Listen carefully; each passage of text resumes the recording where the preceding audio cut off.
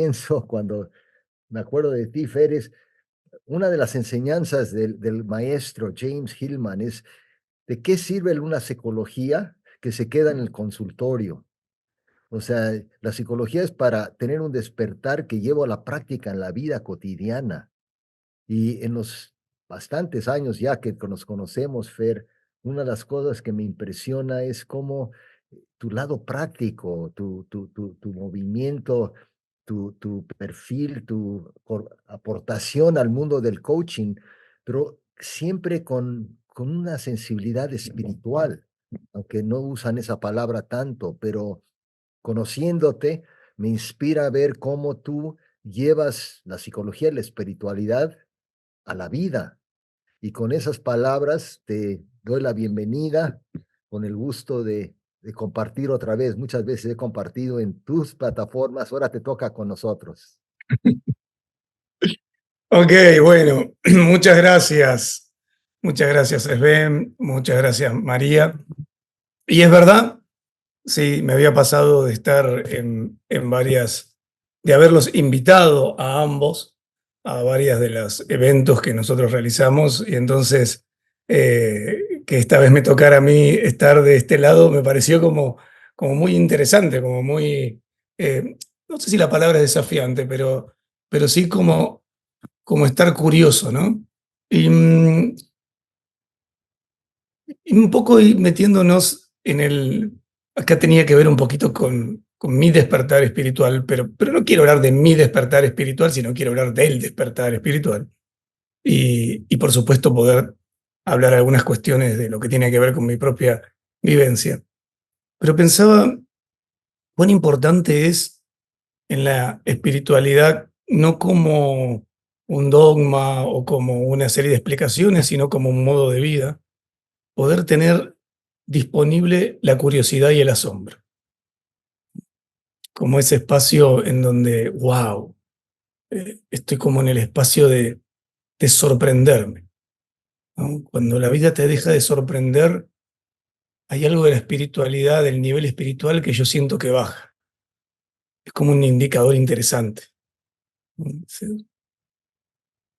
Cuando la necesidad de certeza, que tiene que ver con el control, que tiene que ver con la seguridad, que está bien que tengamos un poquito, dicen por ahí que el cerebro sin un poco de certeza no funciona, pero cuando se empieza a poner en el centro del asunto, ¿sí?, sin querer empezamos a perder algo de esa cosa del niño, de sorprendernos, de inquietarnos, ¿no?, de estar disponible para que el mundo me sorprenda en el momento presente. Y eso para mí es como algo bien, bien potente en términos de empezar a introducirnos en la espiritualidad, ¿no? Cuán disponible tengo, cuán disponible tenés esa capacidad de el ajo, ¿no? Ajo, wow. ¿Me explico con lo que estoy diciendo? ¿Sí? ¿Se entiende lo que es el ajo? Como, wow, esa sorpresa, ¿no? Y claro, a veces cuando es una sorpresa que uno desde su sentir lo vive como algo positivo, es más fácil sorprenderte. Lo que pasa cuando eso que ocurre no estaba dentro de tu radar, pero al mismo tiempo no lo sentís como algo que es beneficioso para tu vida, sino más bien lo sentís como algo que podríamos llamarle adversidad, ¿no? Es como una adversidad que nos está ocurriendo en la vida. Un cisne negro. Se conoce lo del cisne negro, o sea, el cisne negro es una metáfora que se utiliza. El escritor libanés Nassim Taleb tiene un libro que se llama El cisne negro, y el cisne negro es una metáfora que utiliza para hablar de un evento inesperado pero de alto impacto en tu vida, ¿no? ¿Por qué esto? Porque en 1690 y tanto, hasta ese año, se creía que no existían los cisnes negros, los cisnes eran blancos, no había cisnes negros. Y toda la ciencia de ese momento decía que los cisnes negros no existían. Y si uno miraba, ¿no?, los datos y lo que arrojaba la ciencia, los cisnes negros no existían. Hasta que alguien, ahí por Nueva Zelanda, ¿no? En Oceanía, encuentra un cisne negro. Entonces, un solo dato tira por la borda años de investigación que justificaban que los cisnes negros no existían. Entonces, a partir de ahí se empieza a utilizar la metáfora del cisne negro como un evento que hace un giro radical en el presente y hacia el futuro, ¿no? Pero que aparte tiene un impacto alto. Por ejemplo, una crisis económica que no esperabas es un cisne negro. Hay una pareja que están juntos de jovencitos y de repente ella queda embarazada. Eso podría ser un cisne negro, ¿sí? Una situación en donde, qué sé yo, de repente viene el jefe y te dice, estamos haciendo recorte de personal, lo lamento. Eso es un cisne negro. Entonces, hay cisnes negros y cisnes negros. Lo que sí sabemos es que el cisne negro cambia el rumbo de la vida. Por eso en el ámbito del liderazgo, que es un ámbito en el cual yo muchas veces estoy en contacto, a mí me gusta decir que ya el liderazgo no tiene que ver con crear lo que querés, sino en quién te convertís cuando ocurren los eventos inesperados y de alto impacto. No es tanto yo produciendo una realidad, sino más bien quién soy frente a las realidades inesperadas. Y de alguna manera, el estado espiritual, como un estado interno que vivo en mis tripas, en mi corazón, en mi estómago, no como algo de lo que hablo, tiene todo que ver en quién soy cuando los cisnes negros ocurren en tu vida. Entonces yo me acuerdo, ¿no?, algunas situaciones, ya que está acá Sven, quiero compartir alguna situación en la cual me acuerdo llamar un domingo, día domingo, no sé en qué momento, diciendo, Sven, necesito hablar contigo. Él ya me terapeaba en una época y después, bueno, nos habíamos dejado de ver y de repente ocurrió un cisne negro, ¿no? Una de esas cosas inesperadas y que tenía que ver, bueno, habían pasado varias cosas laborales, pero sobre todo de pareja, había separado y era como que, ¿no? Y yo me acuerdo que hablé con Sven y Sven me dijo, tenías un bastón ahí, sí, y de repente te quedaste sin bastón. Pero tenemos que trabajar en que recuperes tu columna vertebral. A mí me pareció como una metáfora increíble, pero al mismo tiempo decía, yo estoy destruido, ¿cómo hago esto? Si lo entiendo, todo lo que sea. Y me acuerdo que me dijo Sven, vos lo primero, agarré y caminá en el pasto. Y yo, el pasto, ¿sí? Entonces era como sacarme los zapatos y caminar en el pasto y sentir la naturaleza, una conexión con la tierra, ¿no? Y después me enseñó a hacer una respiración, hablando de hace, bueno, no tanto, unos 7 años de esto. Entonces me acuerdo que lo empecé a hacer, ¿no? Esto de caminar en el pasto. Y de repente empezar a sentir que al quitarme lo que tenía en mis pies, es decir, al quedar el pie descalzo, la planta de mi pie, con toda la sensibilidad que tiene la planta del pie, empezaba de alguna manera a tener un contacto con ese pasto que era suave, ¿no? Y por un rato ya no me encontré en mi mente dando vueltas con lo que estaba dando vueltas, sino que de repente estaba conectando con el pasto. No sé cómo pasó de que mi vida estaba así, me acuerdo haber dicho la frase, me siento morir, ¿no? No porque no, era metafórico, pero era como, ¿no? Había un desgarro interno. ¿A alguien le pasó que alguna vez tuvo como, sí? ¿A alguien le rompieron el corazón alguna vez acá o me pasó a mí nada más? Ok, bien. Pará, ¿y rompiste corazones alguna vez? ¿No? O sea, todos tenemos ese juego, ¿no? Nos ha pasado, de alguna u otra manera. Pero bueno, cuando rompes sentís culpa, pero por lo menos no se rompe el tuyo. Pero acá era al revés. Acá esta vez me había tocado a mí. Y por un rato era esa especie de conexión con algo más. Aunque ese algo más fuera una parcela de pastito. Y lo mismo con la respiración. ¿sí? Esto de conectarse con uno mismo a través de la respiración. Después me terminé haciendo instructor de técnicas de meditación, he hecho cursos en muchos países con programas con hasta 160 personas, 4 días haciéndolos respirar, pero en ese momento no lo hacía todavía, ¿no? Sabía un poquito, pero... Entonces, lo de la respiración también fue muy importante. ¿Y por qué lo traigo? Porque de alguna manera yo pienso que eso tiene que ver con algo espiritual. Hay un maestro que tuve la posibilidad, otro maestro, Ben es uno de ellos, otro maestro, Humberto Maturana, con quien tuve el placer de tener una gran cercanía. Es un biólogo chileno que falleció hace 2 años, muy, muy conocido, muchas cosas. ¿Alguien conoce a Humberto Maturana acá? Escucho nombrar. Laura hace así, le parece como que sí. Ok, bien. Mexicana, ¿no, Laura? Sí, porque hizo así. Esto en Argentina, cuando haces así, eso es bien, bien de México, ok, este gestito. Entonces,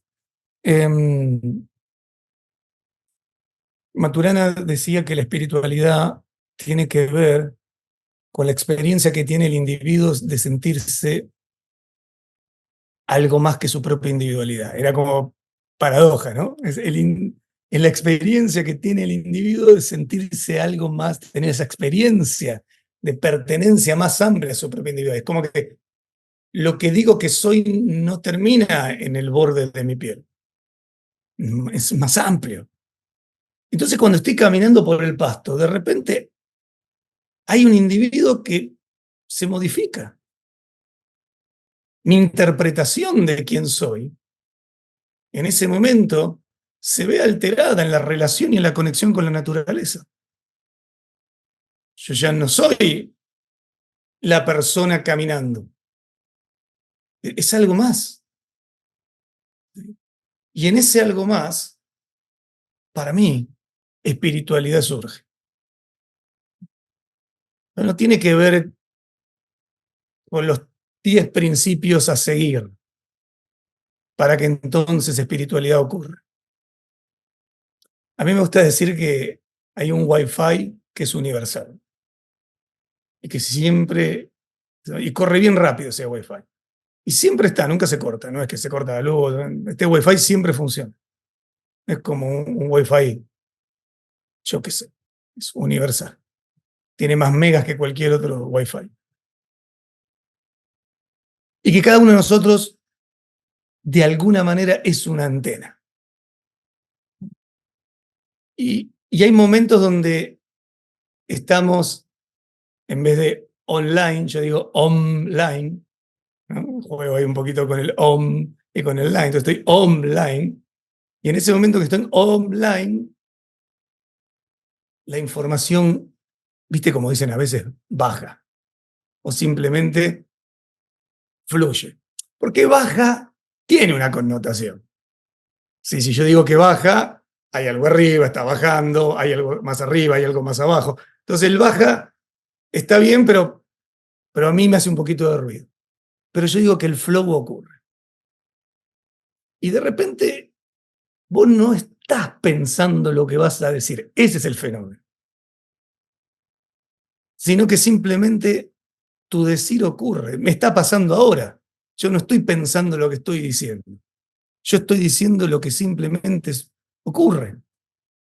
Entonces, cuando eso pasa, y hay momentos que pienso, se hace evidente porque miro para un costado, ahí sí estoy buscando, ¿no? Pero digo, hay ese momento, para mí es un momento espiritual,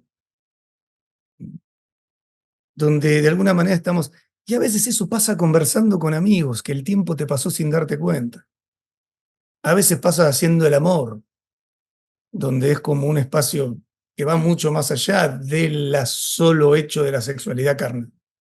A veces pasa en el trabajo, a veces pasa en una conferencia, a veces pasa solo caminando por una montaña, a veces pasa mientras te estás duchando. Son como momentos donde espiritualidad aparece. Ahora, yo sí creo, vuelvo a repetir, que hay algunas cosas que uno puede observar. Entonces, algo que puede observar como casi un ritual, pero no quiero hablar en términos de rituales, eso se lo dejo a Sven, yo voy a hablar en términos de patrones, ¿sí? Entonces, como en términos de patrones que ocurren y que son patrones que hacen que más fácilmente el estado de espiritualidad se haga presente. Uno tiene que ver, como te decía, con el asombro, con esto del niño, pero no lo de buscar mi niño interior. Yo no sé qué es eso. ¿Viste? No, hay que recuperar el niño interior. No sé qué es eso. Me da a que tengo nostalgia por lo que fui. Entonces, no soy tan amigo de las frases hechas de este estilo. Voy a recuperar mi niño interior. Quizás me gusta más la versión maturaniana, que dice, somos como niños crecidos. Porque cuando estamos diciendo lo del niño interior, no estamos hablando de un niño interior, sino que estamos evocando una forma de relacionarnos con la vida. Y estamos evocando la forma de la inocencia. Las preguntas para las que no tenemos respuestas. Los adultos suelen hacer preguntas que ya tienen ciertas respuestas, pero ¿cuándo fue la última vez que hiciste una pregunta para lo que no tenés la más mínima respuesta? Ponértelo a pensar. ¿Cuándo fue la última vez que hiciste una pregunta sin tener respuesta, realmente abierto a lo que venga del otro lado? Eso es la relación del niño con el mundo. Entonces yo creo que la espiritualidad tiene algo que ver con recuperar eso. No tanto la búsqueda del niño interior como un arquetipo que ni sé dónde está, a ver si lo encuentro. Más bien, una cosa como una relación, una conducta. Maturana decía que era un millennial de 92 años, ¿no? Murió a los 92 años. Entonces, tiene que ver con esto. ¿Qué conservo en mi modo de relación con el presente? Con un presente que por momentos es infinito y por momentos la ansiedad no los mata. O la nostalgia también lo mata. Pero hay un momento que estamos tan presente al momento presente, con los sentidos agudos, agudizados, que futuro, presente presente y pasado, perdón, están todos en un mismo lugar. ¿Se entiende lo que estoy diciendo? ¿Alguien ha vivido esta experiencia de que hay momentos donde no importa el futuro, no importa el pasado, es lo que está pasando en este momento? ¿A alguien le pasó eso? ¿Sí? Es como la gracia, ¿no?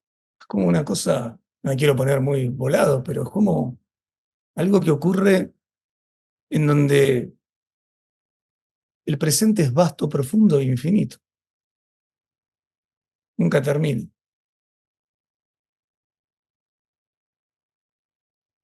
Y yo digo que mucho de no sé si la palabra es felicidad, pero del contentamiento de uno mismo con su vida, tiene que ver con cuántas bolillitas de momentos presentes eternos puedo juntar en su vida. Si vos tuvieras como una cosita con bolitas, que cada vez que tenés esos momentos de momento presente, sale una bolita, ¡tum! ¿Cuántas bolitas de esas tenés? Porque eso da cuenta para mí de la espiritualidad. Después están las religiones, y es legítimo, y creo que la religión es como la cáscara de la banana, el plátano, ¿no?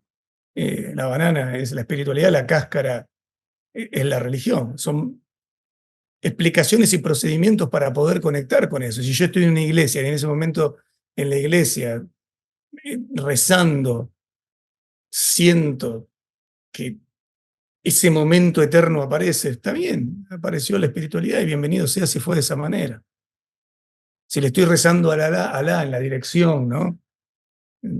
Y en ese momento que estoy agachado en el piso, en esa posición de humildad, siempre y cuando no sea humillación, sino humildad, y estás ahí en ese espacio, y en eso se rompe la barrera del ego con el mundo y sos uno con lo que está ocurriendo, bienvenido si eso sirve para que sea un momento espiritual.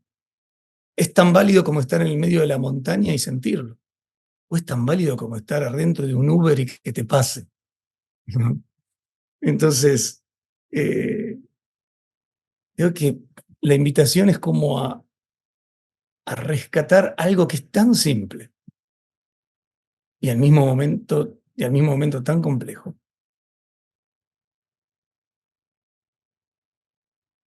Y tiene todo que ver para mí con algo que cada vez valoro más, que es la autenticidad.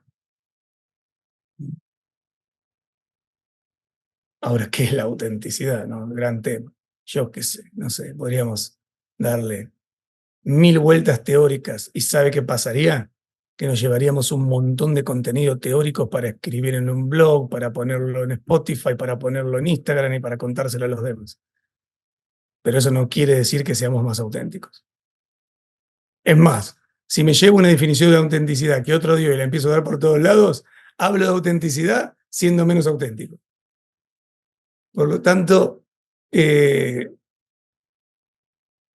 cuando hablo de la autenticidad, hablo de algo así como dejarte aparecer. ¿Mm? Dejarte aparecer. Que es una buena definición de amar también. El dejar aparecer. ¿Cuánto me dejo aparecer?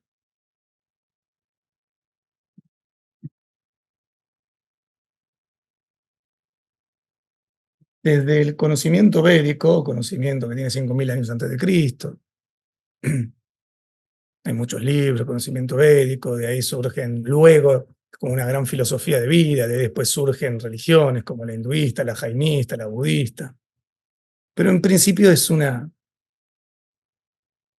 conocimiento, ¿no? Hay un par de cosas muy interesantes que están buenas considerarlas.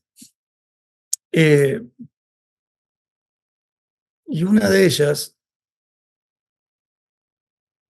tiene que ver con que todo está ocurriendo en un ciclo, ¿no? Son ciclos que se van como iniciando, desarrollando y luego cerrando, y para eso tienen los nombres de los dioses y todas las dioses. Los hinduistas tienen como 30.000, 50.000 dioses, a todos le ponen nombre de Dios.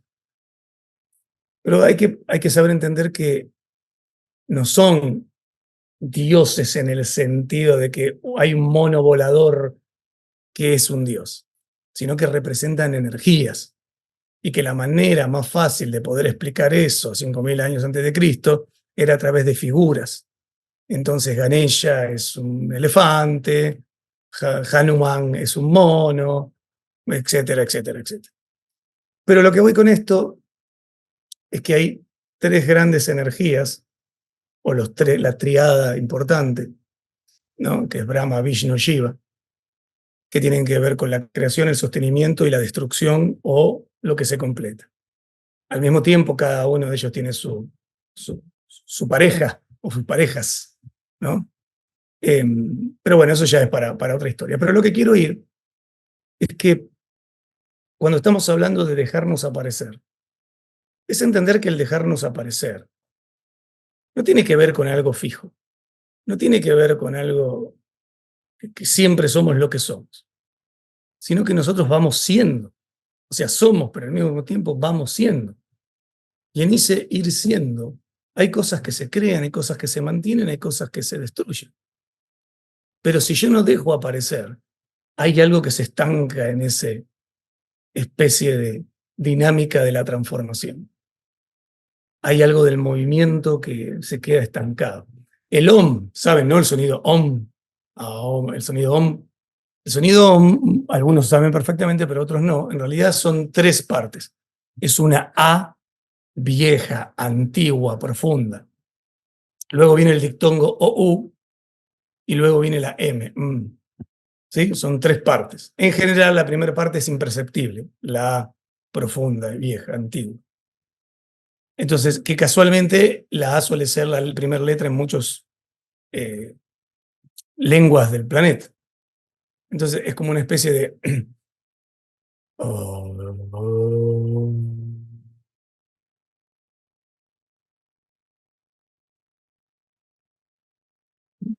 esa vieja antigua, la O, y después el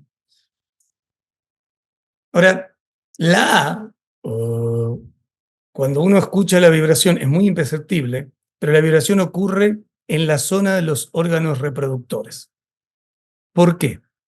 Porque la A representa a Abraham, la A representa la creación, que surge algo nuevo. Por eso el Aón empieza con eso y se mueve ahí. Y luego pasa la OU, que es las 3/4 partes del OM. Las 3/4 partes es la OU. ¿Sí? ¿Dónde vibra? Acá, que es la zona de los órganos del sostenimiento de la vida. Vishnu. Es lo que se sostiene. Es los órganos de la conservación, pulmones, corazón. Y la M, que es la más fácil de poder percibir, si vos te pones la mano acá y haces, lo vas a sentir bien acá arriba. Miren, hagan la prueba, pongan la mano acá. y hagan la M.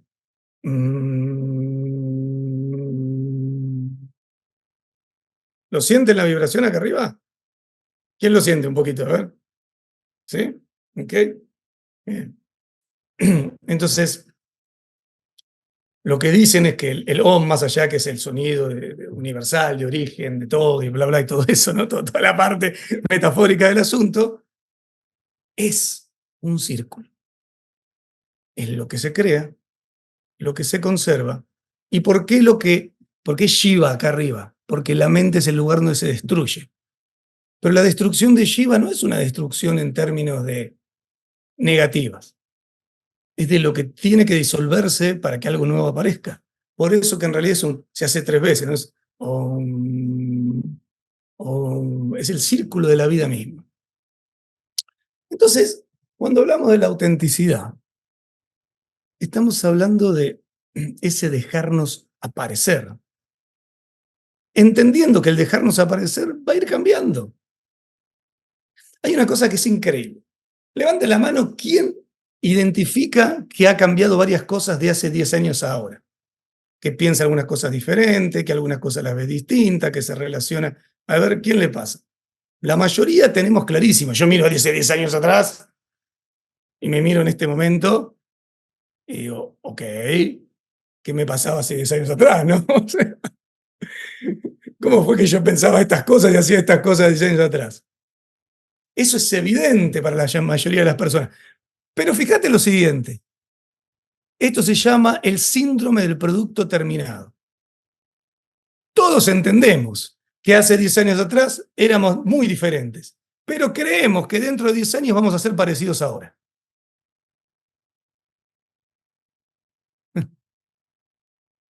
Dentro de 10 años vas a mirar para atrás y vas a decir, pero ¿cómo decía estas cosas?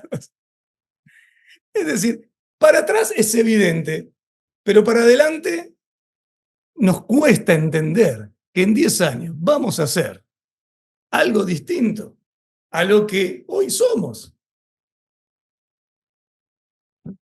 Porque te van a ocurrir cisnes negros que no lo tenés dentro de tu mapa, que no está en tu radar, que no esperás que ocurra, cada vez pasa más aparte.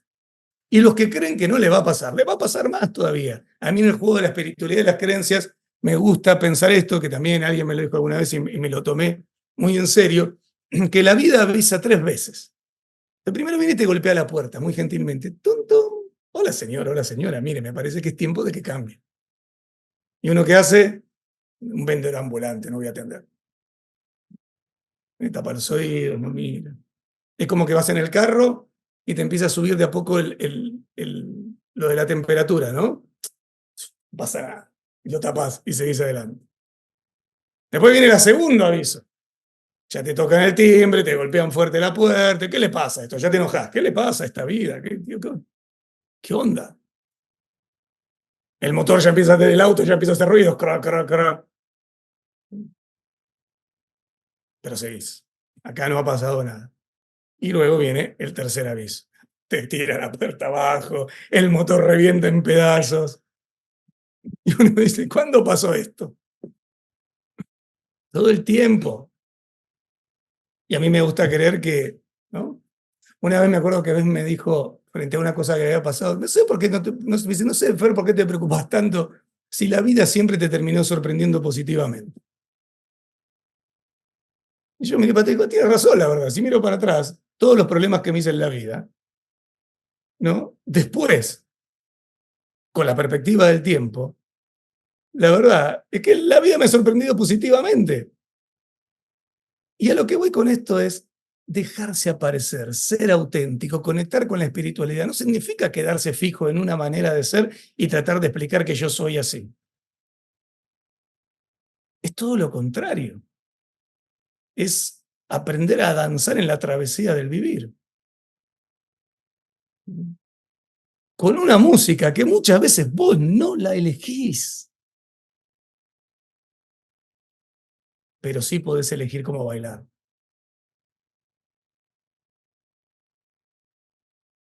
Y ahí está el tema. Si yo me resisto a la música que la vida me está proponiendo, pierdo el contacto con lo demás y me vuelvo un individuo resistiendo a la realidad. Maté la espiritualidad.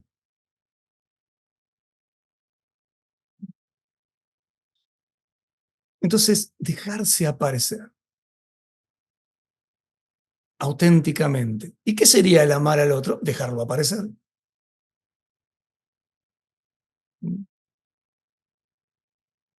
Piensa a tu hijo, tu hermano, tu esposa, tu esposa. ¿Los dejas aparecer? ¿Se sienten cómodos? Al lado tuyo vos traes un contexto donde los demás se quieren zambullir en ese contexto para sentirse naturales y ellos mismos, o tienen que hacer fuerza para ser un poquito diferente para poder estar con vos.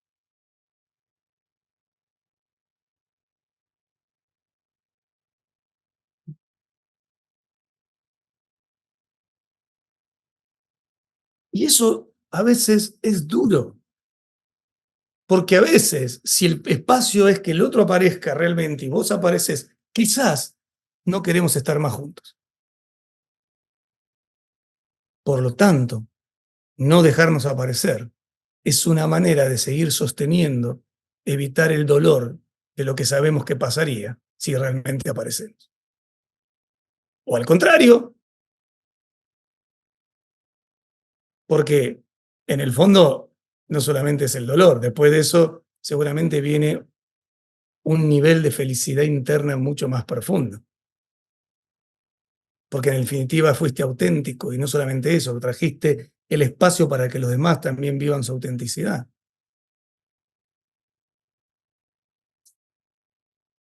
Hace unos años me tocó viajar a Venezuela, año 2019. Venezuela estaba por entrar en guerra con Colombia. Esto no lo sabían muchos, salvo los que estaban metidos en el tema. Colombia tenía el ejército, estaba Iván Duque de presidente, tenía el ejército ya en limítrofe, pero la cosa era bastante más grande. Estados Unidos había movilizado portaaviones. El Hezbollah estaba ya metido en Venezuela. China y Rusia habían mandado armamento. Y la cosa estaba bastante complicada, ¿no?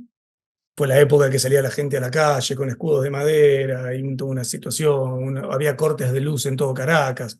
Yo cuando la luz estaba cortando en todo Caracas, yo estaba en Caracas.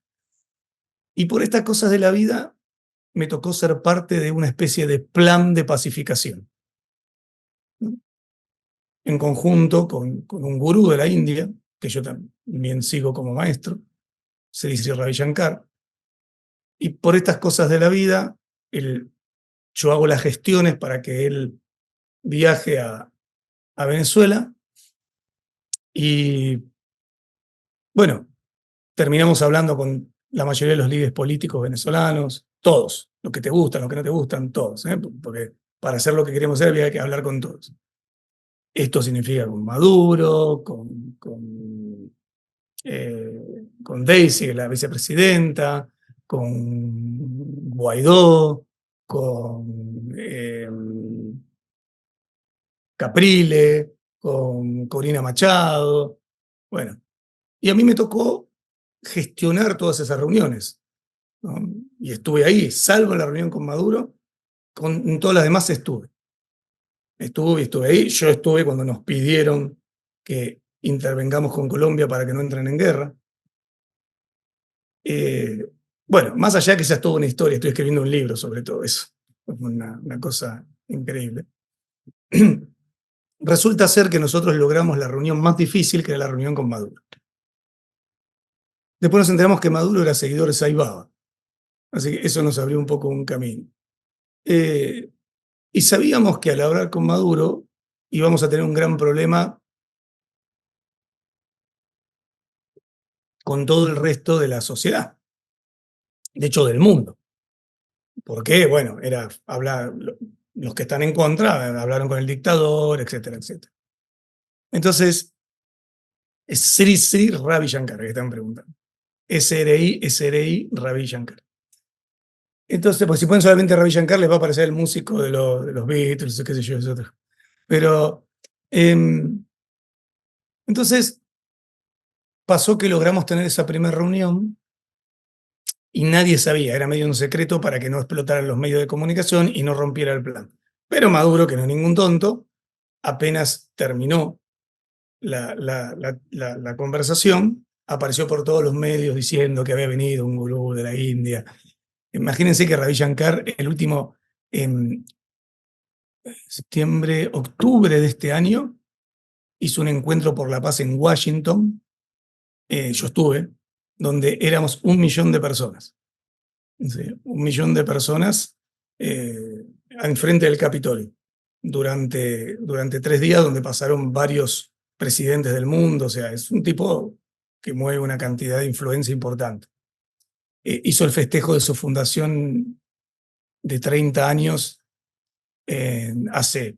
ahora estamos en los 35, creo, no, ahora estamos en los 40 años. Cuando se cumplieron 35 años hizo un festejo en la India. ¿Saben cuánta gente fue? Casi 4 millones de personas durante una semana. O sea, es uno de los líderes espirituales que más gente sigue en este momento, la sigue a nivel mundial. Entonces, estábamos ahí y sabíamos que si salían los medios iba a ser un problema. Bueno, salió en los medios, no por nosotros. Y, siempre cuento la historia cortita, eran las 12 de la noche, porque fue tarde la reunión, estábamos en el hotel y yo quería lograr conseguir la entrevista con la otra parte, que era la contraparte, ¿no?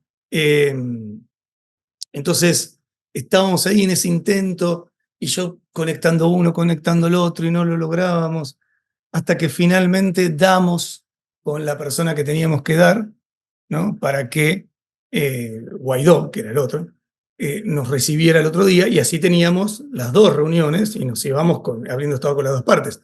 En ese momento había como 2 presidentes de Venezuela, una cosa rarísima. Entonces, cuando logramos dar con Guaidó, bueno, nada, pasa una cuestión, dice él, lo veo mañana a las 7 de la mañana, había unos hindúes ahí que dijeron, no, porque el maestro de esa hora hace sus prácticas espirituales. Yo le decía, pero ¿cómo no lo va a ir a Guaidó porque hace sus prácticas espirituales? No pasa nada que las haga más temprano o más tarde. Bueno, cuestión que en un momento Guaidó medio se enojó, no nos recibió, nos tuvimos que ir el otro día a la mañana en un avión hacia República Dominicana y de ahí a Estados Unidos. Arriba del avión nos empiezan a llegar las noticias. Portadas de diarios en distintos países. Sí, el dictador Maduro le paga a Ravi Shankar para que limpie su imagen. Y yo decía, ¿dónde está el dinero? Porque yo armé esta reunión. En Argentina, que es donde yo vivo, eran todo el mundo hablando de eso. Y bueno, ahí le dijimos a Ravi Shankar, mira, estamos complicados. O sea, nos están matando todos los medios de comunicación y están diciendo cosas que no tienen nada que ver con lo que vinimos. Él nos miró en ese avioncito que parecía una lata de sardinas que volaba, mientras hacía el avión. Nos miró así y me dijo, todo es perfecto. ¿No? Y yo dije, sí, la frase todo es perfecto la conozco, la leí, se la dije a alguien cuando está mal como para que se sienta más tranquilo, pero acá la cosa no está tan perfecta. O sea, vinimos para una cosa y nos están matando. ¿Cómo damos vuelta a esta situación? Y él se sentó en el avioncito, se puso a meditar y ya. Y nosotros estábamos todos, éramos como 7 personas, que éramos parte de esa comitiva. No, bueno, cuestión que bajamos en República Dominicana, subimos a otro avión, de ese avión íbamos para Estados Unidos, y en el avión él iba en silencio, ¿no? Ese avión ya no era una lata, era lindo. Un avión privado, ¿no? Que nos llevaba. Y de repente yo estaba atrás de todo, y se da vuelta así. Y me mira, con lentes negros, rarísimo un gurú con lentes negros de sol, pero estaba con lentes negros de sol. Y se da vuelta así y me dice, Fernando, todo esto me lo traducían porque mi inglés es muy básico. Me dicen, ¿qué tenés que hacer cuando vuelvas de Estados Unidos? No, nada, vuelvo a Argentina, tengo una hija, con esto de Venezuela fueron unos cuantos días, qué sé yo.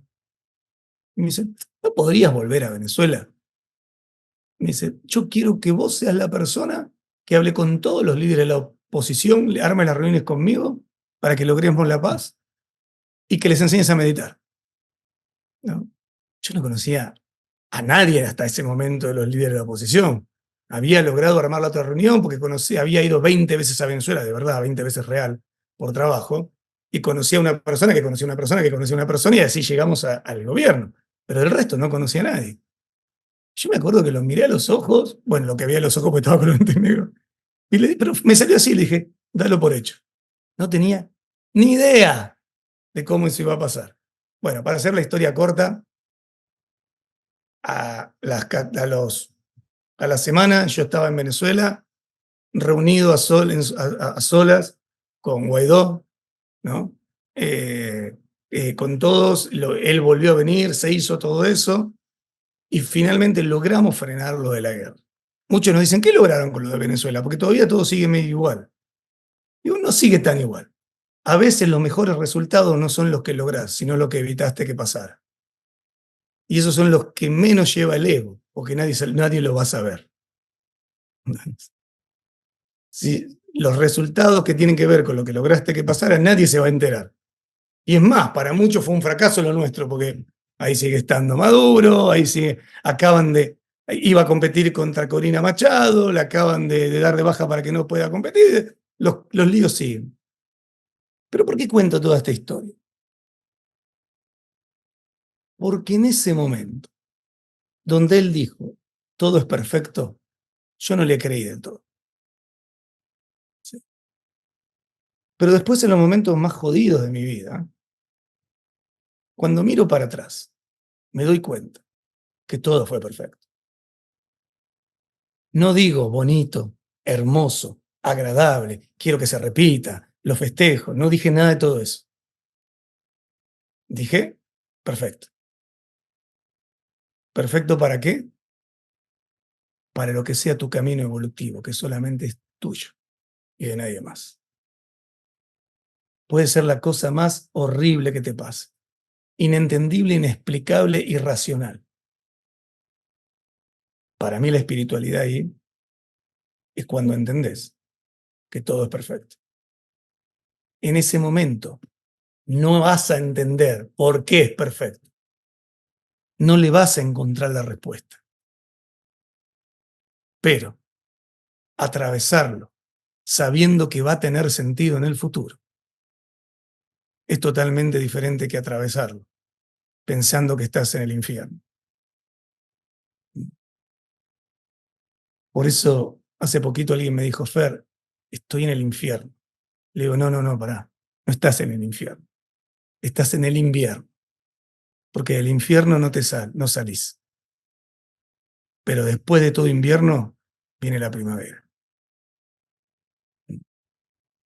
Entonces, si vos entendés que eso tiene que ver con la espiritualidad, que tiene que ver con entender los ciclos, que no vas a entender de qué va este invierno, pero que va a haber una primavera y un verano que cuando mires para atrás lo vas a agradecer. El camino es otro. Y para mí esa es la esencia más profunda de la espiritualidad.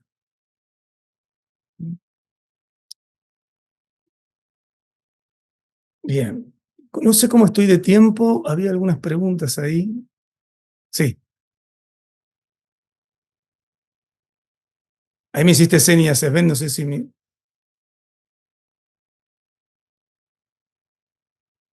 No se escucha. Ahora sí, mi Ah, micrófono. ahí sí, Sí, ahí está, ahí está.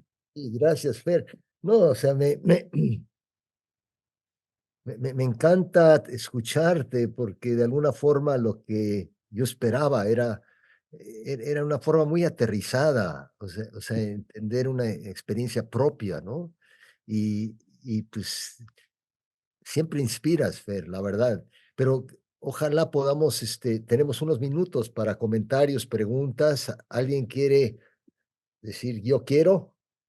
Yo vi acá veo algún comentario, por ejemplo, Lucía puso, ¿hay alguna esencia que conservar en ese continuo, dejarse aparecer o todo podría ser destruido? Me parece una muy linda pregunta, Lucía.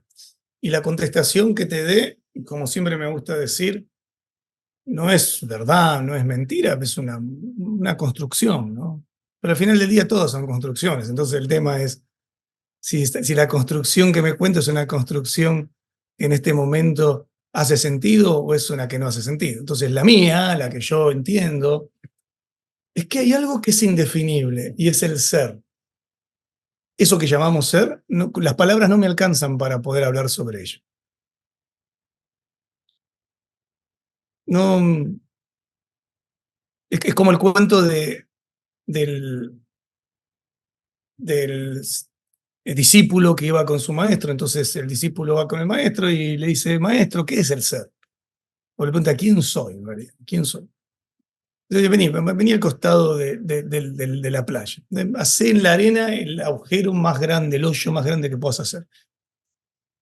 Llega un momento, hace un hoyo gigante, aparte era el discípulo, el maestro le estaba diciendo, hace un hoyo gigante, gigante, ya que ella no da más, no da más, y me dice, bueno, esto es lo máximo que puedo hacer. Muy bien, le dice el maestro. Dice, ahora, ¿ves ese océano gigante? Sí, sí. Bueno, metelo todo adentro de este hoyo. No se puede. Bueno, eso es lo que vos estás haciendo cuando querés que con las palabras te explique el ser.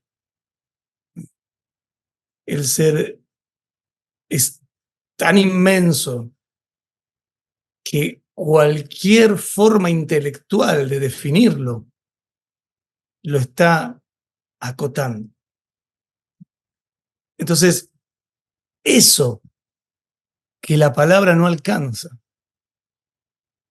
que a veces el sonido permite experimentarlo, que a veces ciertos momentos de contemplación no lo podés decir, pero está, a veces meditación, qué sé yo, ¿no? A veces bailando,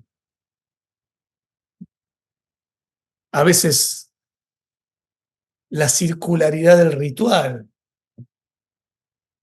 Hay algo que te permite, como no se puede poner palabra. Bueno, eso para mí es lo que se conserva.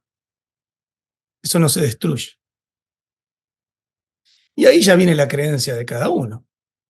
Personalmente creo que eso existe desde antes que yo naciera y va a seguir existiendo después que muera. Pero esa es mi elección. Ahora, si lo contemplara solo del momento en que nazco, soy concebido, no sé, como ustedes quieran, hasta el momento en que muero físicamente, si fuera solamente ese momento, de todas maneras, estamos hablando de algo que se conserva.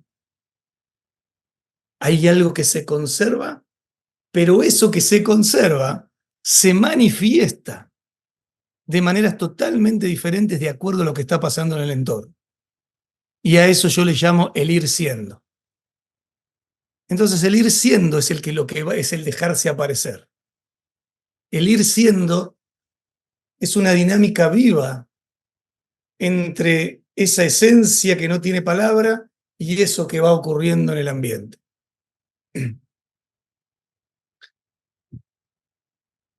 Y cuando realmente sentís que no hay forma de destruir eso, uno vive un poquito más tranquilo. Ahora, yo me olvido bastante seguido de que eso no se puede destruir. ¿Ok? Yo te digo esto y no es que, oh, bueno, ando por la vida flotando. Entonces, un montón de veces me pasa que alguien dice algo y me afecta. Digo, pará, si mi ser no se puede ser destruido, ¿cómo me voy a sentir tocado por la palabra que alguien dice? Bueno, obvio, me pasa. Porque ahí aparece en juego eso que llamamos ego. Otro gran tema que se puede hablar, que es, que no es, no es una dinámica, es una cosa, es una parte. Yo me quedo con las 7 capas de la existencia védica, que dice que somos cuerpo, respiración, mente, intelecto, memoria, ego, ser. Desde lo más ordinario a lo más sutil.